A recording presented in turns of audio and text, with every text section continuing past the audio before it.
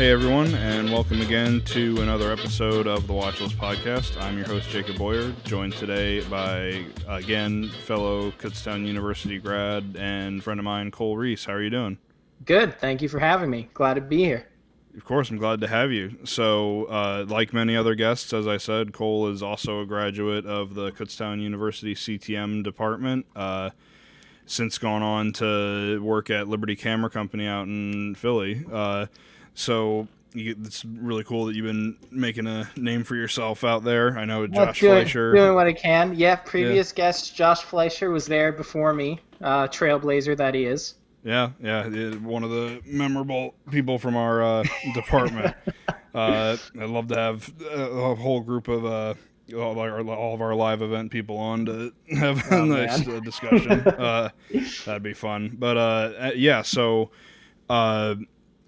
one of the things we always do at the start of the show, we talk about how you got your start in video production.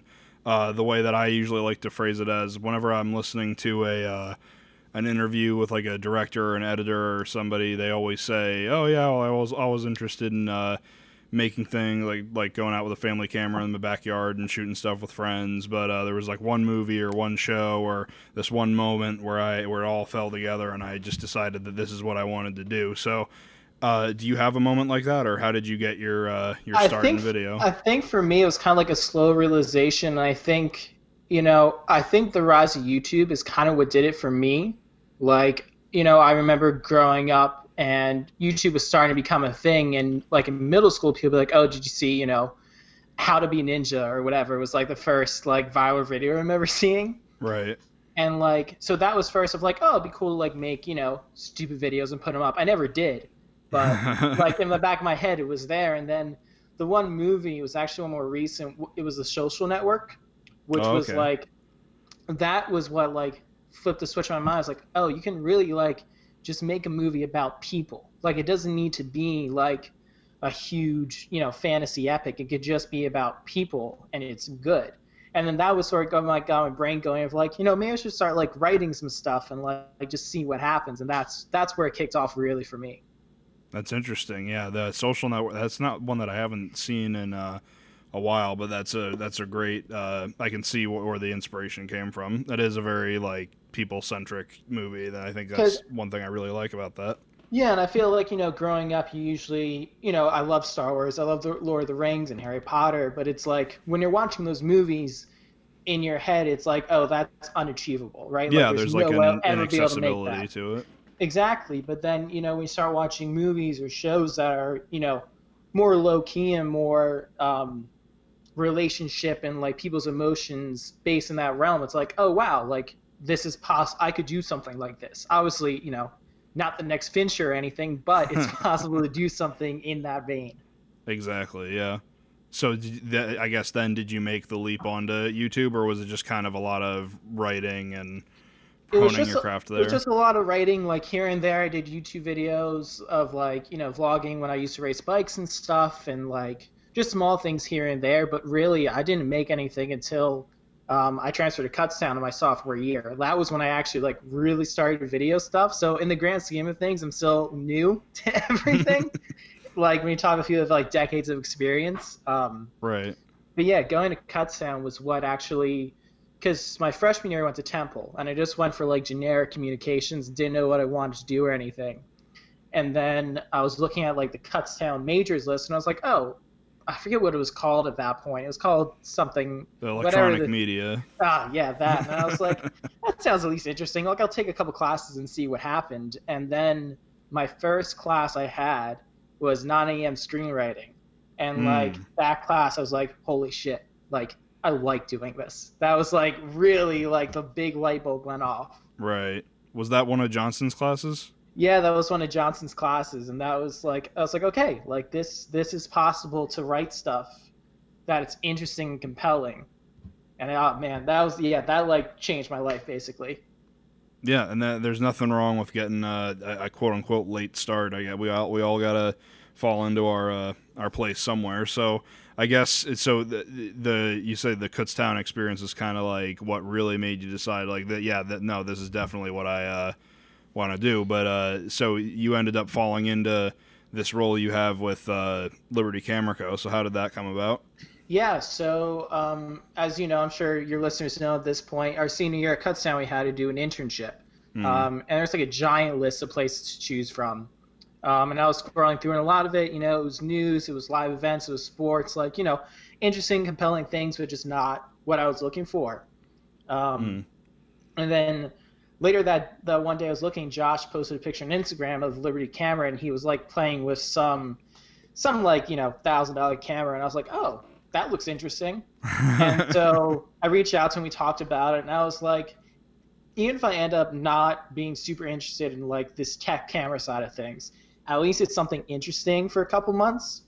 I would hate to have something where it's like I'm doing something boring for weeks on end.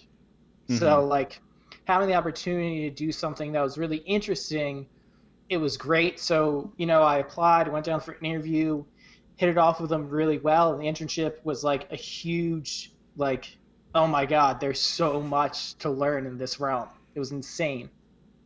So had you didn't really like know much about like cameras and stuff going into it, or was that kind of like? Oh, I had like, even now I'm not like a camera nerd kind of guy. Like I find them fascinating, but I'm still learning them. But yeah, at the time I was like, and I told him during the interview, I was like, I have no experience with this stuff whatsoever, but I'm more than willing to like, you tell me everything, I'll just sit here and absorb as much as I possibly can. That's a hell of an interview strategy to just say, look, I have no idea what I'm doing, but please teach me. The interview was when I went there, it wasn't even like a sit-down interview. It was just like walk around the shop and talk about stuff for like 40 minutes. And then it's like, oh, we'll give you an email in a few weeks. Like, it was very low-key, very casual. And it was more of a, especially as an intern, it's like more how do you fit into the I guess vibe is the word I'm looking for, even though it sounds very unprofessional, but like sort of the atmosphere of the shop and like what we're looking for and how we're trying to present ourselves. Right. So I guess what does Liberty Camera Co. Do? So what we are, we're a rental house in Philly, and a lot of rental houses are one-stop shops. So you can go, you get your camera, your lighting, your grip, your props. Sometimes like everything you need is under one house. What we do is more specialized where it's only cameras and lenses. So if you need lighting, like you go next door to our friends at Federal Grip, but for us, we're just very specific in cameras and lenses, and we try to be experts in that realm. Gotcha. So you like run out to like what kind of scale productions, like a little bit of everything, or is it more like? A little bit of everything. It depends what's happening. Like, before this whole pandemic thing happened, we had a bunch of stuff on was going to be a shoot for a streaming service. I don't want to get too specific just in case I don't know the legal terms of these things. But for a streaming service, they were going to do an ad, so we had stuff on that. Commercials that come into town, we usually do stuff on, but there'll be things like, small two-person shoots, kind of doc style. We'll do stuff for that. Philly's interesting in that there's a wide range of productions. It's not just big blockbusters or shows or just tiny things. It's like it depends on the month, really. At one point, the show Dispatches from Elsewhere was shooting. The new HBO show was shooting. Right. I think Josh even worked on. I think he mentioned that he worked on the Dispatches from Elsewhere. He might have. Yeah, that was a big thing. This summer was like a huge deal. They brought a bunch of equipment. We had some extra stuff on there. I got to meet the DP of the first episode, who also did photography for Chernobyl, that show. Oh, wow. Very, very nice guy, very Swedish, heavy accent. Great guy, though. But yeah, we basically try to cover all our bases, and we pride ourselves on being, if you want something very specific, if you want like this old lens that no one's touched in 15 years, like we'll do what we can to find it for you. That's really cool. Yeah, I don't have much experience with renting equipment, but I have heard a lot of really good things about you guys, and it's kind of cool that you have that wider range of like, we'll work with the same people who are putting on like Dispatches from Elsewhere and Chernobyl, and also these like tiny 2-person like docu-series type things. Yeah, and we're hoping that the only issue with Philly as sort of like a production hub is that we're so close to New York. Right. Yeah. Like that's just that's something that we're always going to struggle with in terms of, trying to get productions to come down here instead of being in New York City. But hopefully, we've had with M. Night shooting all stuff in Philly all the time. Yeah, that's true. And with, these shows coming in, hoping that like the film office keeps pushing and keeps trying to grow and get more and more big things here. Because as the big things come, the small shoots come, more jobs for everyone and more opportunities for all of us. So fingers are crossed that keeps happening. Exactly. Yeah, fingers crossed. You kind of touched on it a little bit with like you weren't sure about the legalities, but are there any like cool projects that you've been involved with through Liberty Camera Co. that you can talk about? Or Dispatches from Elsewhere is the biggest thing I've been a part of recently. That was pretty exciting. Let's see, before that, The Servant show on Apple TV, M. Night show. We did stuff with that. Trying to think of what else. I think those are only big things since I've been there, but before me, I mean, they helped on both of the Creed movies. We also work with this one guy, this DP, Ben Bloodwell, who was one of the 2 DPs for this show. I think it's called We're Here. It's a new docuseries on HBO about drag queens like traveling the country, kind of like a Queer Eye thing happening with it. Right. So we work with him a lot. I think Dispatches is the biggest thing. I mean, when they were checking out, like going through their equipment stuff, there's 5 cameras, like 20 cases of lenses, just tons and tons of equipment there for like a week and a half they were putting together. It was insane. Gotcha. Yeah, no, it definitely sounds like a very fun and engaging environment to be a part of every day. How has the pandemic kind of affected that? Is it just kind of like everything slowed down? Nothing's really happening for anyone. It's, there's only so many shoots happening. It was funny because when we had to shut down is usually a time it starts picking up in terms of the jobs coming in. Right. So it was funny. There was actually a shoot that checked out the day before, like the shutdown, and it was like a big one. And I was like, we did everything. We got everything. We sub-rented a bunch of stuff in, and we were like, it's going to suck if like tomorrow morning they cancel and bring it all back. And the next morning they canceled the shoot, brought it all back. No. And the next day we had to shut down. And so it's been quiet. There's rumblings of like people are trying to price out commercials and stuff to be ready once they can shoot. But as of right now, it's just sort of, counting down the days until stuff starts happening. Yeah. And that is kind of the unfortunate part of like being in such a huge concentrated hub is that you're going to kind of be waiting the longest, it seems like. Yeah, and it'll be interesting to see, even once we open, how fast people decide to start shooting again. Because I know out in LA, that's a big question of they may not start shooting stuff until September. Exactly. So it's like, are the shoots that happen around here able to be made with less people? Is there enough space in the locations? Like, that's the real question, which I don't have the answers for. So right. Someone smarter than me probably knows, but I'll see what happens. Yeah, this whole situation's been like really crazy for this industry in particular. I mean, like you said, it's like no one knows. Even like on small scale productions, no one knows when anything's gonna pick back up again or when anything's gonna be finished. But I can't even imagine what it must be like for like studios and all that who have to have like this set like if you have like your Marvel or DC where like they have to have these like specific schedules for like when they're going to release the next installment of their like shared universe, and now that whole thing has to be shifted down a year and the hundreds of thousands of people are out of work. Yeah, it's just crazy. And my coworker pointed out, it was like, what happens when they go back to work, and then what if your main actor like tests positive for it?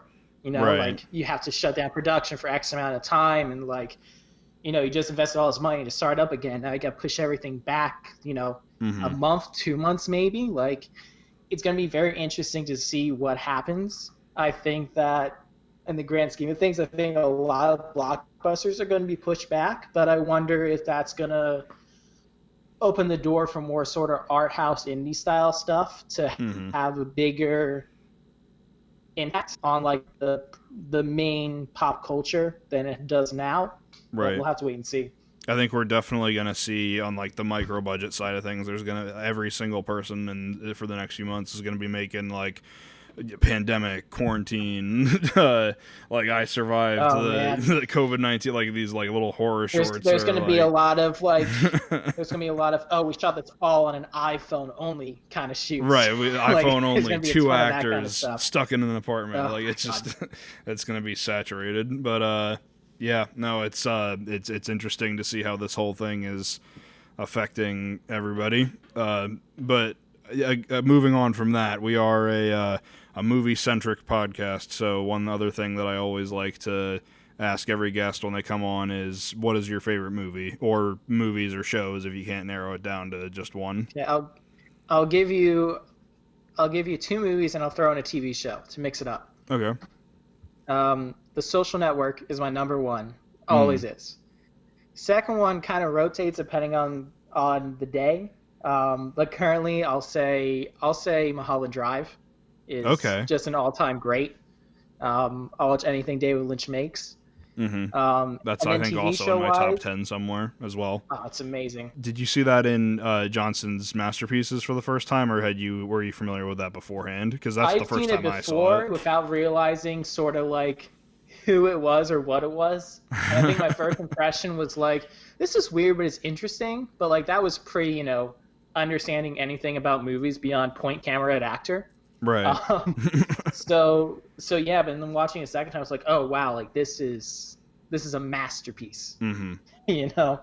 I can't wait to recommend that one to somebody down the line. I want to find someone who hasn't seen it yet and just spring that on them. And there's got to be someone out there who hasn't seen it. I'm hoping. Yeah, well, hopefully we'll see down the line if that happens. But what was the TV show you said? TV show number one for me is Mr. Robot. Yes, yeah. Incredible series that kind of, unfortunately for a lot of people, sort of dropped off their radar after season 1, which is disappointing because like after season 2, seasons 3 and 4 were just incredible, just works of art. Right. I've only ever seen the first, maybe, I don't want to say 2 or 3 episodes of Mr. Robot. I never finished it, but I loved what I saw. It's kind of like drenched in that like sort of Fincher vibe. Yeah, it's very Fincher. It's kind of Lynchian at points. Like there's, especially in the later seasons, there's definitely scenes and stuff when you're like, okay, what in this is reality? Like it really kind of, but it doesn't do it as like, oh, is this real or is this fake? Like it's sort of another layer of the mystery. Like you can read it as very surface level, you get really in depth into every single detail of the show, which I really appreciated for that. Like it kind of reminds me of Westworld, but in a better way. Like Westworld sort of just gets too wrapped into itself of like, oh, we're being really clever with this. Like for Mr. Robot, the cleverness is secondary to the main story. Yeah, no, it's I'm not completely familiar with Westworld other than clips that I've seen, but yeah, I can definitely attest that anyone out there should definitely watch Mr. Robot. I know I'm a little bit of a hypocrite for not having seen the rest of the show, but I'm definitely tempted to go back now. Sorry, what was that? Something's better than nothing. As long as you've watched a little bit of it, you can recommend it. I think that's the rule. Yeah, I definitely do want to finish that at some point. It's just a matter of finding the time. And I guess I might go back and splice this in earlier, but one other thing I was going to say before we jumped onto the film discussion portion of the show was if you had any advice for people starting out, trying to get into the field, whether it be doing what you do or just video production in general. I think my main advice would be when you're looking at sort of like that first step is to not limit yourself. Like, I know there's a lot of people who just sort of took the first thing they could get, or they just decided to start freelancing on their own with no real connections. And, like, it's definitely possible to do that and go on to be, like, whatever you want to be. But for me personally, I think what's helped me the most is being inserted into a world that's so connected with other departments. Like, even if you can become, like, a PA for a bigger studio or, like, a bigger shoot that's happening, and you start anything that gets you in the door to meeting people that are successful in their realm of the industry. Like I know Josh talked about this when he was on of like, he met the camera assistants and he was able to be a camera PA. And like, because of that, he was able to get on shoots and now he's doing location scouting and stuff like that. Like the movie industry and film industry is very much a game of who you know. Yeah. Unfortunately, like for those of us like myself who aren't great at socializing sometimes, like if you can sort of force your job to be that socializing kind of thing of constantly meeting people, you have a really big advantage over everyone else. Yeah, it is a very much a make your own luck kind of game. A little scary at times, but you're right. It definitely pays off 100%. Oh, terrifying. And like, I'm not recommending to like just go on LinkedIn and message every single person who's like works at Marvel Studios or whatever, and be like, hey, you have a job? But like definitely like sort of work your way up and search and be like, okay, like who near me, what production company is near me? What can I do for them? And, who do they know? And like when you're on the sets, like, maybe the company they're talking to knows another company. And like, it's just about playing the game, unfortunately, for a lot of it, especially if you want, to be on the bigger sets and kind of stuff. You have to work your way up that rung. It's a different world if you're trying to do your own stuff all the time, but if you're trying to get, to be Fincher's right-hand man, you got to work your way up. Exactly, yeah. I couldn't agree more. It is very much just like that like whole 6 degrees of separation, like trying to get as close as you can to the center, and sometimes it is just kind of doing stuff that you don't necessarily want to do for a while until the universe lines up. The one thing that I always say is I was lucky enough to kind of get hired by the place that I interned at, and there's been projects where I'm like really into it, and there's sometimes projects where I'm not really into it. But one other thing, I've been also freelancing on the side to just kind of bring in extra money and indulge in like different projects that I wouldn't normally get to do. But one other freelance pursuit that I was going after, found out that I worked on this one project that wasn't really something that I was a fan of. But they were like, "Oh man, we really love that show that you worked on.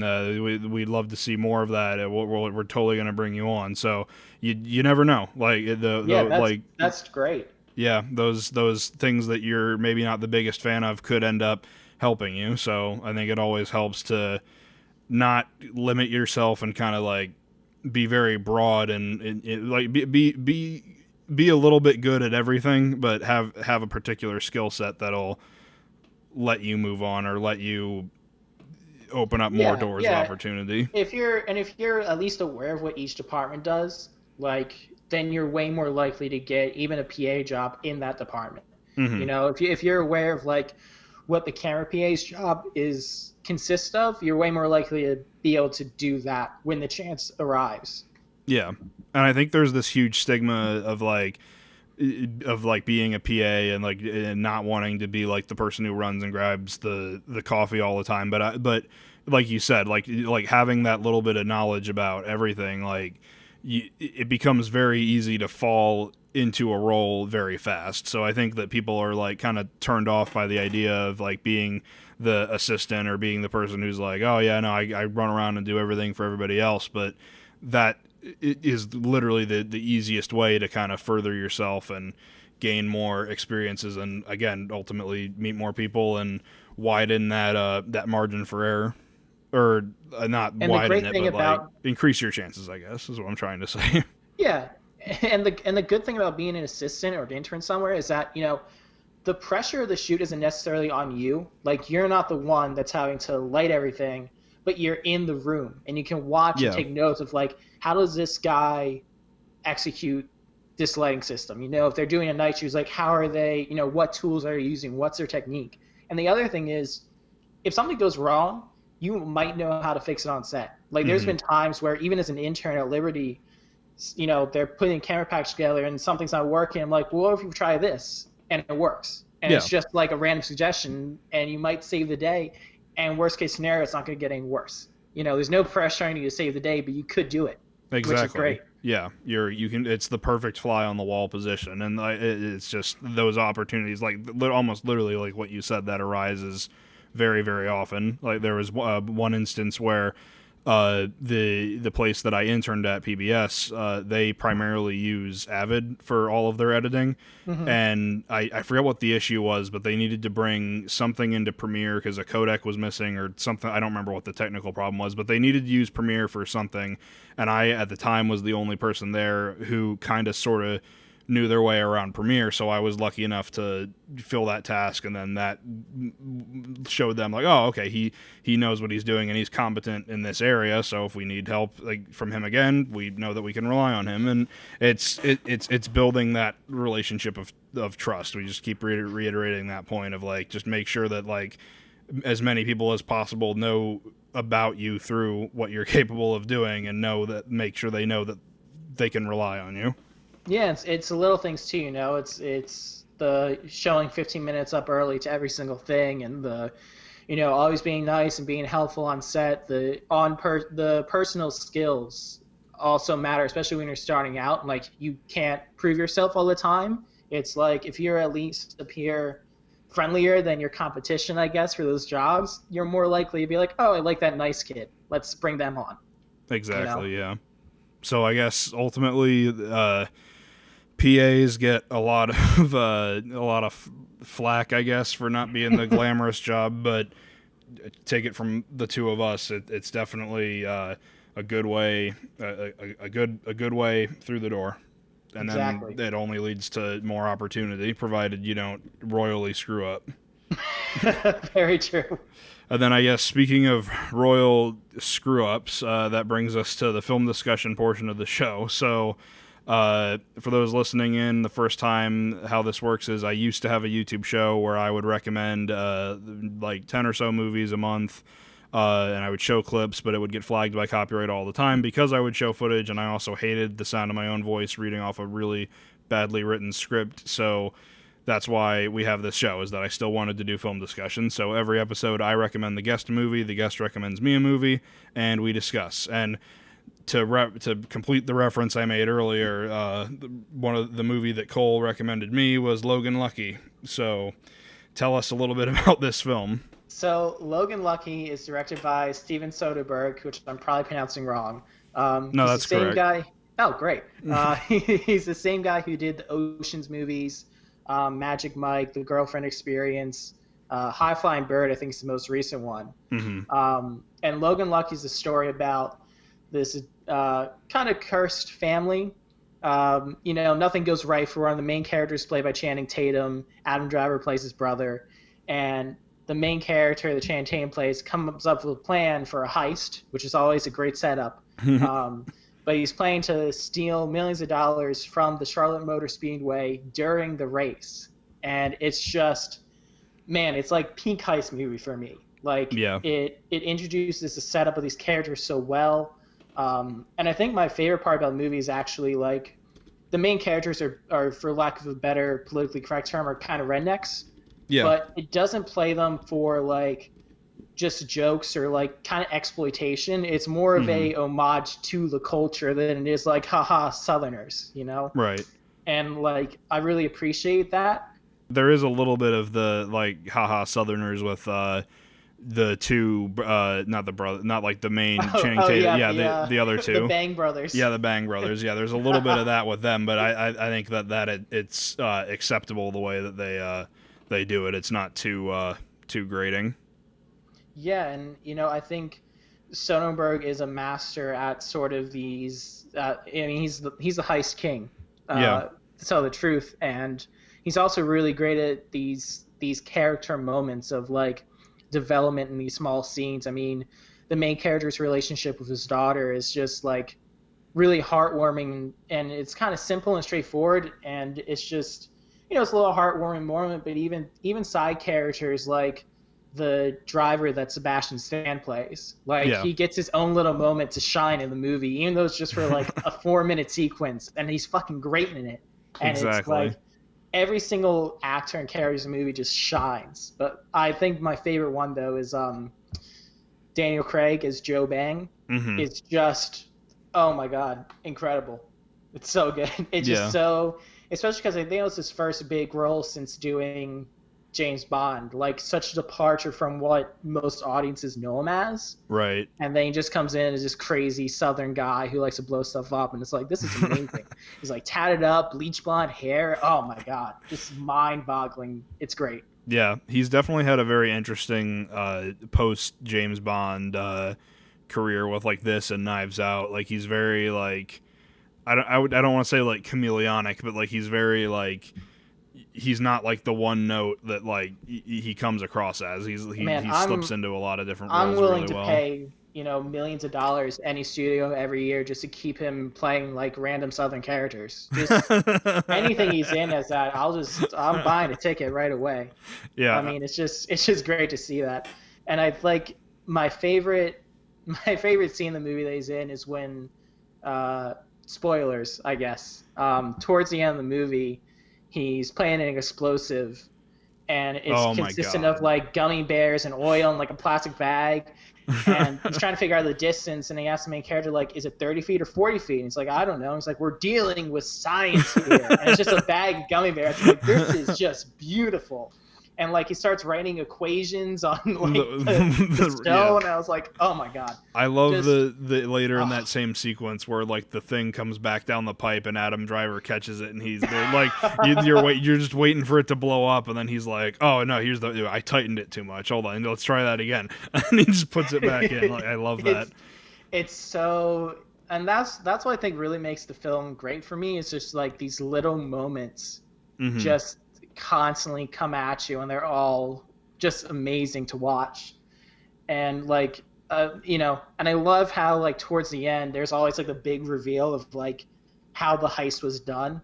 Yeah, I can't get enough of that stuff. And like to me, heist movies are always great, but it's see one that's more sort of less robbing casino in Monte Carlo and more like NASCAR heist, like real true American sort of style kind of thing. Like it'd be a great double feature with Baby Driver, I think. Sort of like American car heist action movie.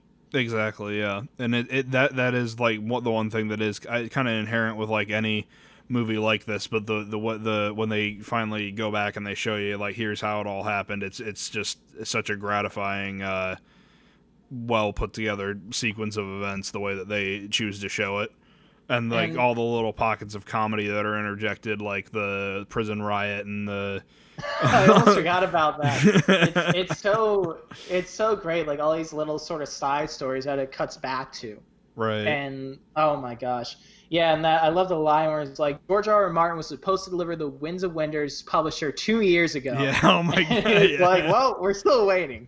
That movie's 2 years old now, so it's been 4 years. Exactly. And he's like, bullshit, there's no way. The last people who came in here knew all about what happened. He's like trying to explain that there's a TV show. Oh my god, that was so good. And like every Soderbergh movie is great because like he directs it. He's usually the DP, he's the editor, he's usually the co-writer on it. I think actually the official writer from this one was under a pseudonym, but the confirmed rumors that it was his wife who wrote the script because she comes from sort of that area and that kind of family. Yeah. But like he's one of those guys who just needs full creative control over everything he does. Right. He actually sold the rights to stream the movie before the movie came out, so he had the money to edit the trailers and stuff himself, like to have the rights for it. Mm-hmm. So like he sold the movie to Amazon before it was done, just so he could have complete creative control over the marketing and everything. That's like really the cool. Man is just a genius, and to be able to have that ability to control so much stuff on your movie, and it to turn out not just good but amazing, it's just mind-boggling to me, especially for people like us who generally when they shoot stuff like that all on their own, it comes out all right, but like to operate something on that scale of a movie and it's come out really good, it's just mind-boggling to me. Exactly, yeah. And I think it is very important to kind of maintain that. It might be a little bit of a stretch to say auteur status, but like to have that like total creative control. One of my favorite interviews, there's a great show, I think I've told you about it before, but there's a great show on Robert Rodriguez's television network where he sits down and he interviews famous directors, and they like go through their career and they talk about like the making of each movie specifically from the perspective of a director. And one of the first episodes they did was John Carpenter, and he was talking about like how important it is to like, I think the direct thing that he was talking about was like having like your name like above the title, like John Carpenter's Halloween or John Carpenter's The Thing. And the thing that he always says is about auteurism is he says it's important for the audience to know that there is a captain of the ship. There is someone who's like making all the decisions, and ultimately it's important like to carry that sort of weight. It's either all of my success or it's either all of my failure. Like if it fails, it's because of me. If it was a success, it was because of me. And I think that it's very it's a little risky to kind of like put all your eggs in that basket, because not everyone can stretch themselves into all those different areas. But I think Soderbergh is definitely one of those people that can pull it off very well and has a really good sense of like, I know what I'm doing and I know which direction to steer this ship, and it's going to come out okay. And I think that's when you really know sort of like you've made it, when it's like, yeah, when your name's on the masthead, or like, you know, if someone says like, oh, did you hear about the new Tarantino movie? Like in your head, you already kind of know what it's like, and you hate it or love it, but you know what it is. Mm-hmm. Like, and even when you take that to like the editing or the, you know, if Roger Deakins is a DP of a movie, you're like, oh, like I know it's going to look amazing. Like having, you know, when you've made it, when you sort of have like this aura about you, and you're like, oh, I know what this is going to be like, and I can't wait for it. Like a Nolan movie, you know, it's going to have weird time travel stuff or you know, plot things that don't really make sense, but you're willing to go along with it because it's Nolan. Like, and Soderbergh sort of has that of like, you know, the movie he shot that came out, I think last year, High Flying Bird, was like all shot on an iPhone. It was kind of a basketball movie, not really, but it was like, I'm going to watch it because I know it's Soderbergh. I know it's going to be, you know, very human focused and sort of a story about people and their personalities, and like I'm in, you know. That's when he really made it. And it seems like that's kind of like his very like that's one thing that he's very good at, is making these like, I don't want to say like relationship, but like he's very good at doing like people centric stories. Yeah, very very people centric, and very like everything he does is really sort of about, it's always kind of comes back to heist movie in a weird way. Like High Flying Bird is a movie about if the NBA did a lockout, right? So like no one's playing, the players are demanding more money, and the owners want to give it to them, and it's like, how does this agent get his client money out of this? Right. And so it's like kind of heisting movie from the big guys. And like even Magic Mike is kind of a movie about sort of how do I find money and make a living during this Great Recession kind of thing. Like all his movies are about people and their charisma, and sort of about like how do we find success, or how do we continue and get better through this whatever event it is. And I love that kind of storytelling of, you know, very people centric and very sort of how do we continue in this world. Right. Yeah. It is. He's definitely a master at his craft. Like I can't really think of like many. Like I wish I was more familiar with his filmography. The only ones that I really know is I know most of them by name, but like I haven't really. I still have yet to see any of the Ocean's movies. I haven't seen. Magic Mike kind of has like that weird stigma to it, but it definitely does. Yeah, but I was a big fan of this. I saw a little bit of Side Effects that looked really interesting. Contagion is I think oddly relatable to what we're going through today. That's probably the one that I'm most familiar with out of all his work. And I did see Sex, Lies, and Videotape ages ago, but I couldn't tell you about it.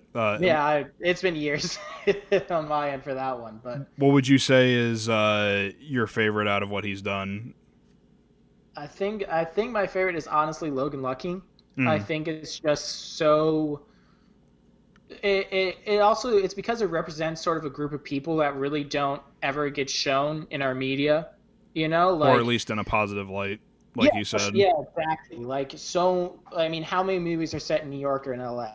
You know, or Miami, big cultural city centers. And, like, I get it, it's because there's a lot of people, that's a glitz, it's a glam, but it's like, no, a lot of people do live in communities like our main characters do, in these, like, poor, you know, true Americana locations. And, like, setting it against a NASCAR race, which is, like, that's real American sports there. I mean, you know, it's, the most American sports are baseball, football, NASCAR. Like, it's just, And so to give representation, which I know kind of how representation is discussed is more minority groups, but like to have sort of this large group of people portrayed that isn't in a way just for laughs, I think is really impressive of him to do.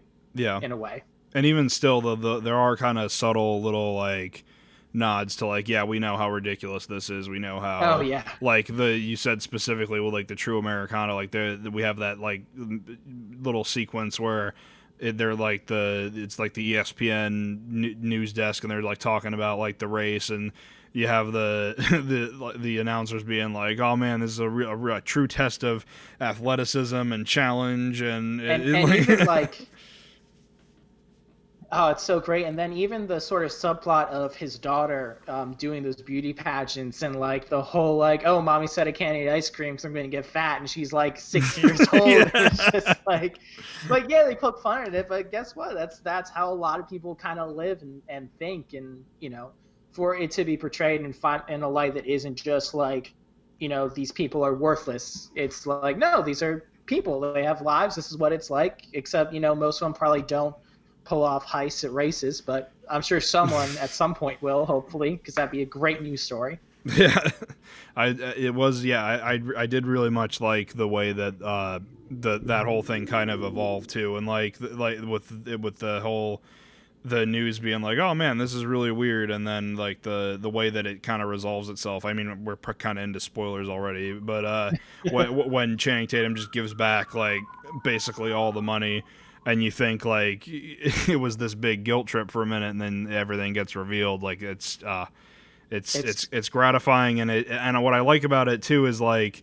It's never really out of character. Like everything, nobody in this movie is you'd look at it and you'd think like, oh, all these characters are, like we've said, they're all caricatures of real life, but they're very, it's very much not that way. They're all very relatable. No one's really like demonized. It's just kind of like no, this is a little window into the lives of these people, and this is just what they happen to be doing. And like I really love at like towards the end when the racetrack, the guy who owns it or whatever, he's like, oh yeah, we got insurance to cover it, we don't really care anymore. And it's just like this whole hour and a half of the movie they've been playing this ice and all this, and they get the money, and like the racetrack's like, yeah, whatever. And it's just so inconsequential. Yeah, and it's sort of like it pushes the theme that he has in a lot of his movies of the small guy, the big guy kind of thing, and it's like, does the big guy even notice? And it's like, well, maybe not, but hey, he Logan got his, so who cares, kind of thing. Right. And I did like the kind of like the little way where it maybe it's not quite resolved by the end, but like you do get that moment of like, oh yeah, it all worked out and everything's okay, and I don't know. It was an open but satisfying ending where it's like, I want a sequel, but if they don't ever give it to me, I'll live. Exactly. It's a feel-good heist movie, and I was very happy with it.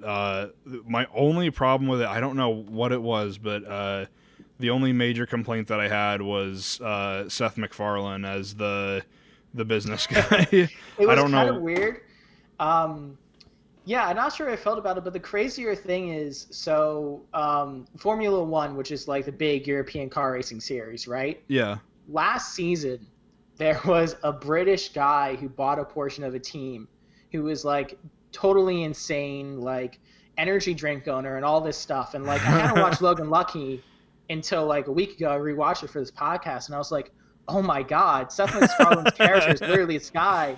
And then you look, I'm like, hang on a second, Logan Lucky came out before this guy bought part of the team. And I was like, this guy just took his entire personality from Seth MacFarlane's character. And yeah, I think the guy was a bit over the top. Yeah. But yeah, thankfully he wasn't in the movie for too long. Yeah. I think if there were a few more scenes with him, it would have been really grating. Exactly. Yeah. No, that was like I said, that was my biggest issue with it. All the performances were great. It's just whenever he was on, like you said, it just kind of like very. grating. A lot of like the commentary that they were kind of like trying to put out there with his dialogue seemed a little too on the nose, where his car is burning and he's like, come on, pull out your phone, we got to document this or else it didn't happen. Like that's like that. I rolled my eyes a little bit there, but everything else was fantastic. I almost felt like it was kind of sort of a reversal of like the funny redneck annoying guy, and then it's like we flipping it to like the annoying grating British guy almost. It kind of like flips the whole thing on its head. But yeah, I think one more scene with him, I'd been like, okay, you know what? Too much McFarlane for me in this one. Exactly. But I mean, other than that, it's a very, very satisfying movie. I was a little bit concerned with like the fact that it was a 2-hour runtime, but it doesn't feel that long at all. Like especially once the heist actually starts, like it really moves, and the last like 45 minutes or so like go by in a blink of an eye. Yeah, I didn't realize it was 2 hours. Now that I think about it, it's like, wow, it really did go quick. But no, I'm glad to hear you enjoyed it. Like, it's one of those movies that I think is just, the critics liked it, but I think it didn't get seen by a lot of people who would actually really like it. Mm-hmm. So it's kind of like trying to push it to as many people as possible. Right. Yeah. It is. I don't know. It's just it's a great feel good movie that I think everyone should check out. So if you somehow haven't seen Logan Lucky yet by the time you're listening to this, first of all, why would you do that? Go watch the movie. But you can find it for free on Amazon Prime. If you don't have a Prime subscription, you can also watch it on YouTube, Google Play, and Vudu for a rental fee of $4 across all 3 platforms. So it's very reasonable. If you have a Prime subscription, there's no reason why you shouldn't watch it. It's a fun 2 hours. You'll enjoy every second of it. And yeah, Logan Lucky. It's a very good movie. Fantastic. One other cliff note I had on here, the funny aside, I should have put this in at the very beginning, but we were talking about like getting your start on YouTube and like the cringy projects that you make at the start that you're kind of like not super proud of looking back on it, but you do have somewhat of a fondness. There was one project that I reference occasionally that I did back in high school where it was like this really bad feature-length drama where it was like about like bullying and high school romance and all that, and it was based off of a book that one of my eighth grade teachers wrote, which, not to knock his source material, but like I just did not have the skills necessary to pull that off. But funny enough, when I wrote the script and I sent it to him, I forget how this turn came about, but he told me, he was like, "Oh, I don't know if you know this, but I'm friends with Jules Asner, and her husband is Steven Soderbergh. So if you want, wow. we can try and send the script in, and he could maybe give you some notes." And at the time, I'm like, "Oh my God, yeah, that would be amazing." And supposedly he did, but I've never heard anything. And I sincerely hope that he doesn't like go through his emails one day and find that awful piece of crap I hope attached. in like 5 years from now, he comes out moving, and you're like, "Hang on, I recognize this scene," and he just completely rips like a bunch of stuff out of your screenplay. That'd be great. Exactly, it'd be a real liar scenario, or whatever that movie was. The freaking whatever that joke fell flat on its face. Whatever, people know what I'm talking about. Whatever that movie was, I'll throw up the poster and you can see what I'm talking about. But I guess, yeah, moving on to the second half of our film recommendation portion of the show, kind of very, very tonally different from Logan Lucky, but the movie that I recommend Cole to watch was a 2018, I think? Yeah, 2018 action cyberpunk body horror, as it says on Wikipedia, film called Upgrade by Leigh Whannell, who is one of the co-writer and directors of The Saw and The Conjuring and Insidious, like all that like modern horror subgenre stuff. So I guess really quick, but before we talk about specific details, Upgrade is set in a not too distant future where technology has kind of taken over a lot of aspects of life, and we're following this guy who is very old school, is like a mechanic, likes to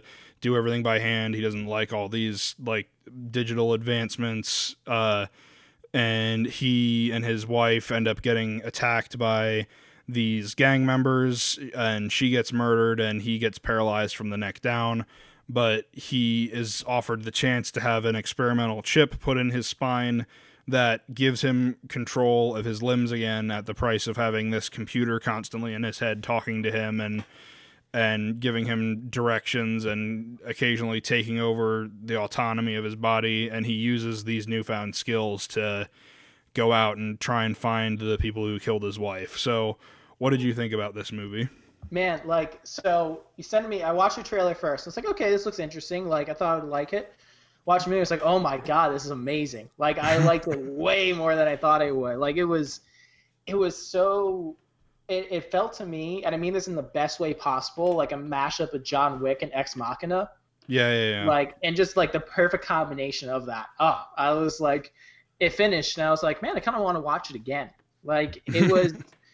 You know, I like the themes of it, sort of our terrifying AI robotic future that's pending. Like, I really like that stuff. Even just the action itself and like the camera movements, the style they went with for those fight scenes of the camera sort of tracking the actors in a very different way. Mm-hmm. Oh, it was so great.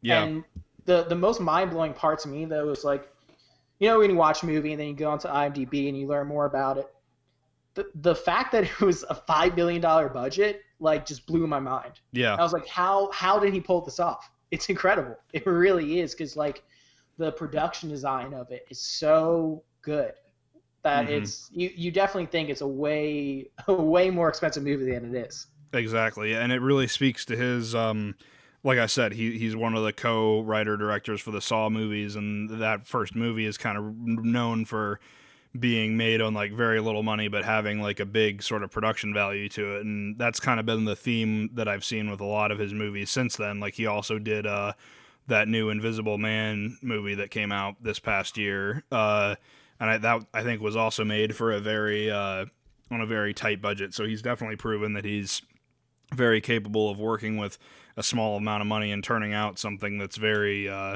unique and well made. And I was going to mention the same point that you did. The thing that I really, really love about this movie more than anything else is the action and the way that they utilized new camera techniques to track within the fight. I love that a lot of the kind of the sole focus in a lot of the fight scenes, the camera sort of stabilized on the lead actor's head, because in those sequences it's like he's telling the AI, like, okay, take over my body, kill the bad guys or whatever, and you're kind of, from his perspective, it's like you're just this head on this body that's independently moving of what you want it to do and observing all these crazy things that are happening, and it's so intense in a great way.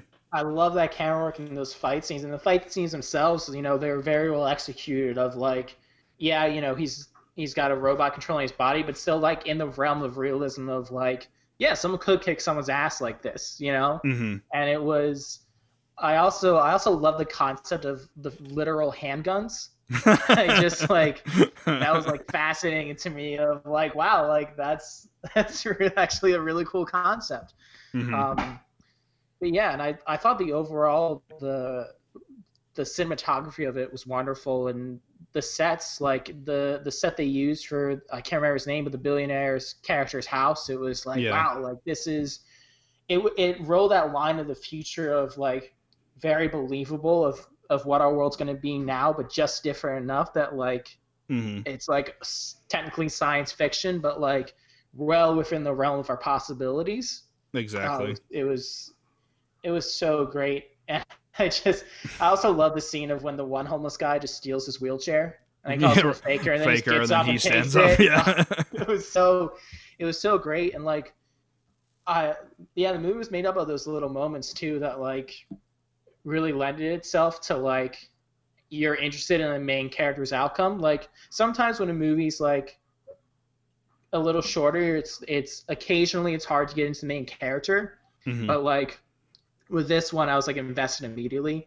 I Yeah. think the main actor is sort of like an underrated leading man because he's also the main character in The Invitation. Right. I'm pretty sure it's the same actor. Yeah, no, it is. Yeah, Logan Marshall Green. Yeah, the same guy. He was great in this movie too. Of just like I totally bought into him. Of like during the fight scenes of him like kicking someone's ass, I was like, I totally buy into this. You know, it's not like it's some scrawny guy or someone who's not believable doing it. It's like, no, he's perfect for this role. Yeah.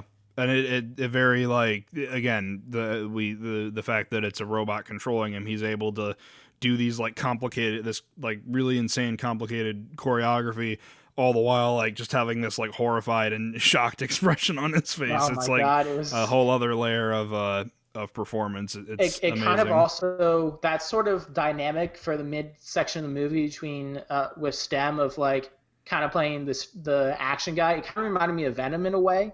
Right. Of sort of like this bearded man just being taken over by something inside his body and just wrecking everyone is like it's a great sort of twist on like a buddy cop comedy almost. Yeah.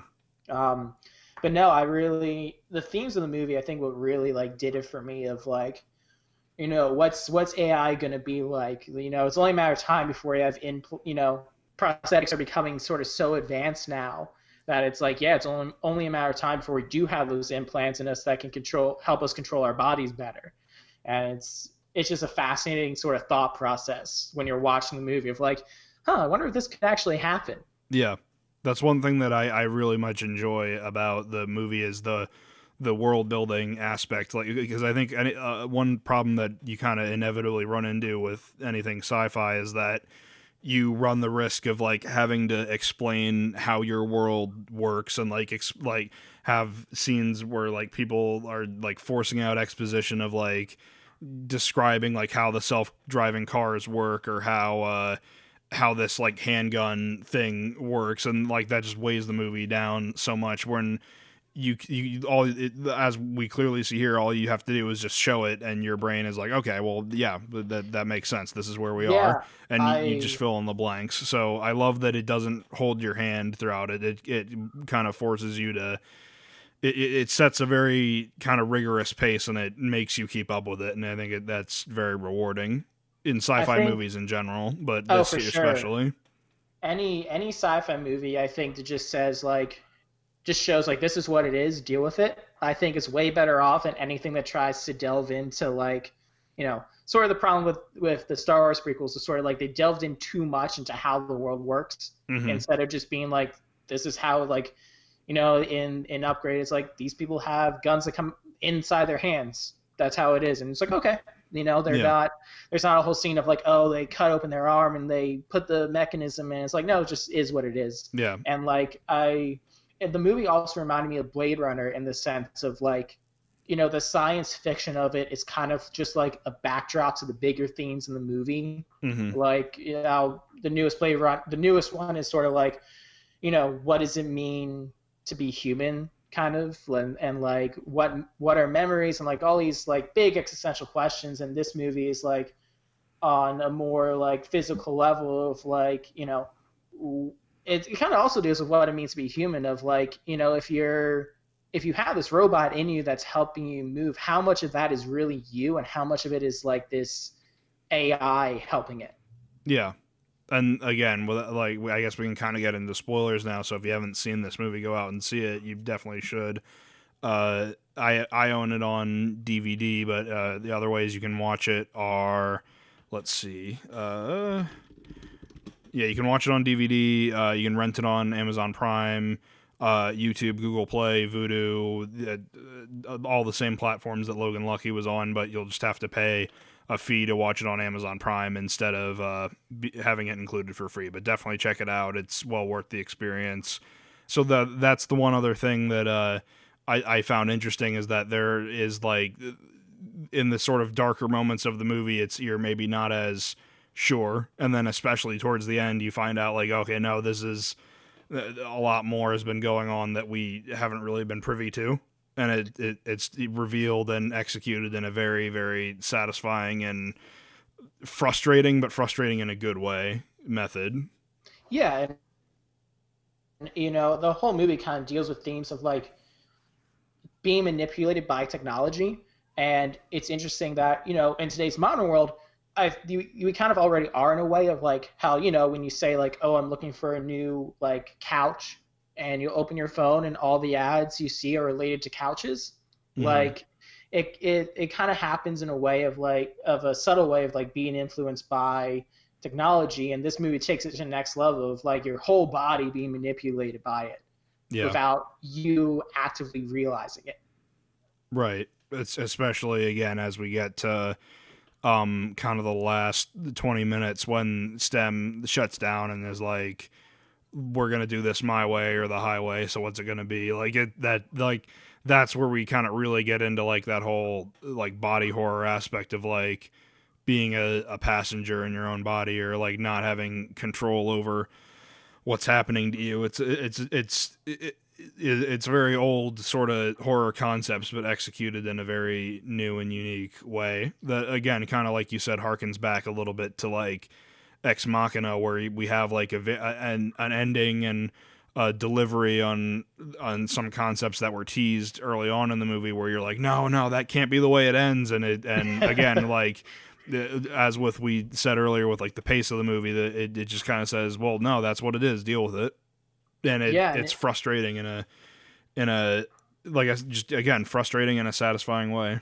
Yeah, and the body horror aspect of it, coming from someone like, I don't really watch horror movies, it's just not my thing. And like to have that aspect in the end for me, it's like, oh my god, like this is actually terrifying. Like, because for most of the movie, like, you're not really thinking it's gonna happen, especially for someone who like, I knew what the director had done, Invisible Man and Saw and stuff, but like, as someone who wasn't necessarily thinking about that, I was like, oh, like this movie's just about like a guy and his robot friend just like kicking ass and taking names. Like, this is great. And then it gets to like, like you said, the last 20 minutes, I'm like, oh my god, this is terrible. What's this poor man? Like, all he wanted to do was beat people up and avenge his wife. And like, but it was such a great, a great hour and a half spent watching this movie. Yeah. Like, and it leaves you. I love when movies leave you wanting more of like, obviously, I don't know if they can do a sequel on the same budget. I think Blumhouse is going to need to kick in a few more million to really to really push a sequel. But like, it just, it was so, and like the worst part, the best and worst part of the ending is like it gives you hope in these like brief moments that like the worst outcome isn't going to happen. Like he's gonna win. It's going to be okay. Everything's going to be fine. And like it just takes you the complete opposite direction. So great. Yeah. I love the kind of, I think the term for it is the unsatisfactory ending. I think it's executed in a great way. Like you said, it leaves you wanting more, but not in the way where you're dissatisfied with it. Like, even though like very contradictory that it's an unsatisfactory ending and you're not dissatisfied with how it goes, but it delivers on what it sets out to be. Like, it's a very, like, the one thing that I've heard it equated to is it's a very modern B movie where it's a very simple premise and it delivers on that premise, but it throws in that extra little bit of garnish at the very end that you weren't expecting. And I think that's what pushes it over the top. Yeah, that's true. And like, I think especially in today's film landscape, like more of these B movies are kind of needed. And like, it doesn't need to be like actiony. It can just be even B movie romantic comedies and stuff like that. Like, I feel like with the rise of streaming service and stuff, there's a growing and growing audience for this stuff. They'll just watch it no matter what. Right. And, I'm hoping that, I mean, I know Blumhouse Pictures is doing this all the time, just gives directors, these smaller budget, and he says, go wild. Like, whatever you want to do with this $5 million, like, we trust you. We'll see what happens. Because if it sucks, we only lost, probably $3 million total on it. So whatever. Yeah. Having a company that's willing to take these risks with these directors that have such a sense of style and stuff is great. And we just need more of them. Yeah, I totally agree. It's definitely I'm not a huge fan of a lot of the stuff that they've put out. Lately they've been putting out some good stuff with like Jordan Peele's efforts and some of the more, like, I think they also had a hand in the Invisible Man movie as well, but it's very good to have studios like that are willing to encourage ideas that might not necessarily work. I mean, in this guy's case, he's proven that he's competent and capable with directing and managing a movie, but I think it is very important to have the studios that are willing to take those risks, because we've kind of ended up in this society where movies are very like by the numbers, like it's become a business where we're putting in an investment and we're expecting a return, and we're not going to put our money on something that we don't know is going to give us a return. Like everyone's always complaining about all the Marvel movies and the Star Wars sequels and all the remakes of like the 90s, our 90s childhood favorites. Like, but it's good to know that like the independent market is not as niche as it seems to be. Like there are risks being taken, and they yield great movies like this. Yeah, like, you know, like you said about Blue Mouse, like I'm not going to go to the theater and watch Happy Death Day 2, but I appreciate that like someone's greenlighting and saying, yeah, let's make this and see what happens. And like, you know, the fact that in today's world, Scorsese, which I totally butchered his name and I always do, has to like go around begging for money for his next movie is like just insane to me, that no studio will just write him a check blindly and not care about the cost. Right. Like, you know, the like you said, it's always been a business, but now it's even more so of like all that matters is the bottom line and like what our investors are getting out of it. Yeah. So, if it's not going to be $1 billion hit, then it's not worth our time. Like, yeah, the fact that, you know, whatever the Star's Han Solo movie like only grossed $600 million, or like this is a failure, and it's like, but it's $600 million. Yeah. I mean, that's not a small amount of cash. Right.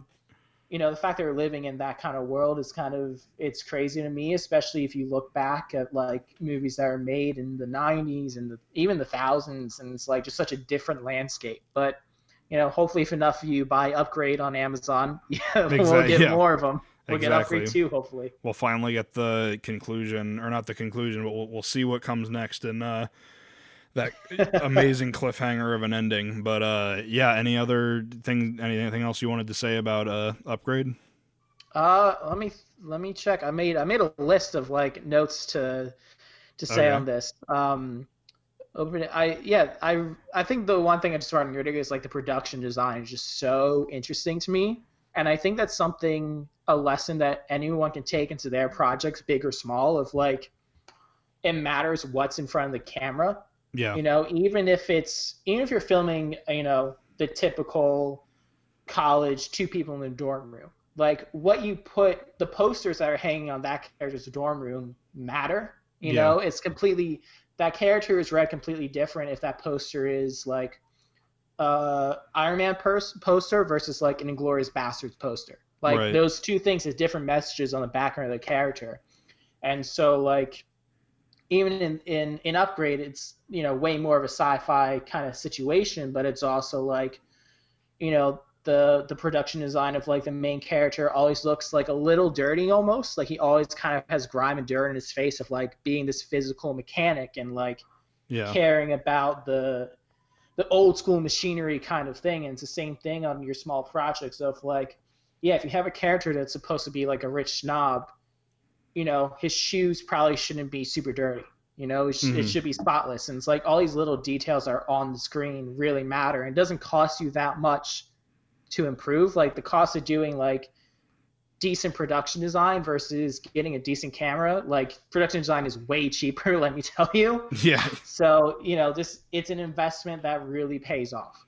Yeah, that's why I think one thing that a lot of people get bogged down by is like having the nicest, newest equipment. But like, I mean, as you said, Steven Soderbergh has shot stuff on an iPhone before, and that's turned out amazing. So it is kind of like you got to pay attention to a lot of different areas that are not necessarily like as noticed by most people, but like subconsciously it's important. Like no one's your average moviegoer is not gonna come out of here going like, oh man, I really liked how dirty that one mobster's apartment was. That really like put me in the moment. They're going to talk about like, oh man, the action and effects are great. But like subconsciously, if that value wasn't there, then that average moviegoer would notice it. You know what I mean? Like, it's one of those jobs where if it's done well, you don't think about it unless you're like someone like us who like does pay attention to those things. But it's important, and it definitely does leave an impact, whether people notice it or not. Yeah, and as a creator of something, especially movies, it's like you want to portray as what you're showing as authentic in the sense of that world is real. You know, no matter how ridiculous it is or different from the normal world is, you want to present it as like, this is the truth. So like every little detail of what's on screen really matters. And, you know, like it's cheesy to say, but yeah, you know, your story, your characters, your production design, your costume work, all matters way more than what you're shooting it on. You know, like when you go and see a movie at the theater, the first thing people are talking about when they leave the theater aren't like, oh, did you know that was shot on a red? Unless you're a super cinematography nerd, which exists. Right. But the average person's gonna be like, oh, that scene when he like cut that dude up in the bar was insane. Like that's what people are gonna notice, not anything else. Right.